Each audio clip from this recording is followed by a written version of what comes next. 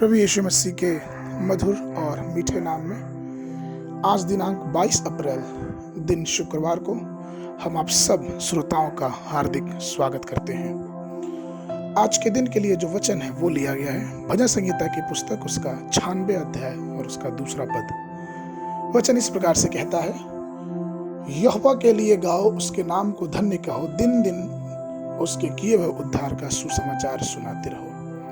प्रभु मेरे प्रिय लोगों, हमारा ईश्वर अकेला है जो सभी प्रशंसा और उपासना के योग्य है। वही है जिसने हमें प्रेम से पैदा किया, वही अब आपकी तलाश में आया और वही आपसे असीम प्रेम करता है। जब आप उसकी स्तुति करते हैं, उसकी आराधना करते हैं और अपने गीतों के साथ उसके नाम को महिमा देते हैं, तो उसकी उपस्थिति और उसकी महिमा आपके बीच में उतरती है। लूसीफर जो एक समय प्रभु का आराधक था, लेकिन वह खुद के लिए आराधना की तलाश करने लगा, इसलिए उसे स्वर्ग से निकाल दिया गया और शैतान के रूप में वो आज जगत के लोगों को भरमाता है। और आज भी वो कामुक संगीत बनाता जो युवा पुरुषों और महिलाओं को बहुत ही आकर्षित करता है। अगर हम देखें तो हमारे समाज के युवा नए गीतों के प्रति इतने आकर्षित होते हैं और सिनेमा के संगीतकारों का आंख बंद करके अनुसरण करते हैं। वे सिनेमा के संगीतकारों के संगीत के समारोह में बड़ी संख्या में इकट्ठा होते हैं। वे जोर जोर से चिल्लाते और उनके घटिया गीतों और अश्लील नृत्य पे आनंद करते हैं। कई संगीत एल्बम अशुद्ध आत्माओं को आमंत्रित करता है और शैतान का सम्मान करता है। समाज ऐसे घिनौने कार्यक्रम की चपेट में है। उन्होंने परमेश्वर की उपेक्षा की है और उसे त्याग दिया जिसने उन्हें बनाया और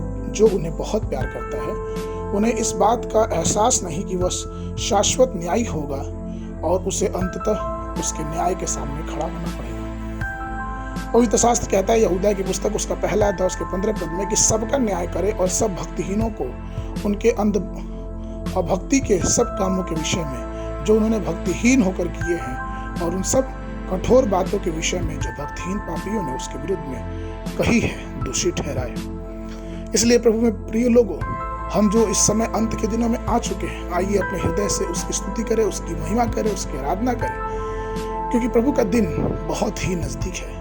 हर सुबह परमेश्वर के मनन के समय गीतों को गा के परमेश्वर की महिमा देनी चाहिए। पिछले कुछ वर्षों में कुछ धुनें इतनी अर्थपूर्ण हैं क्योंकि वह प्रभु के प्रीतम के मसीही अनुभव को बनी हुई है। वे निश्चय ही आपके हृदय को परमेश्वर की महिमा लाएंगे।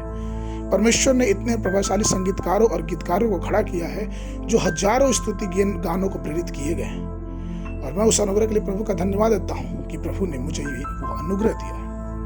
परमेश्वर के लोगों, आप भी अपने गीतों से उसकी स्तुति करो और दूसरे को यहोवा के दिन के विषय में समझाओ और तैयार करो कि यहोवा का दिन, परमेश्वर का दिन बहुत ही नजदीक है। आज के मन के लिए जो पद है वो लिया गया यशायाह नबी की पुस्तक उसका 35 अध्याय उसका 10 पद। और यहोवा के छुड़ाए हुए लोग लौट कर जय जयकार करते हुए सिय्योन में आएंगे और उनके सिर पर सदा का आनंद होगा।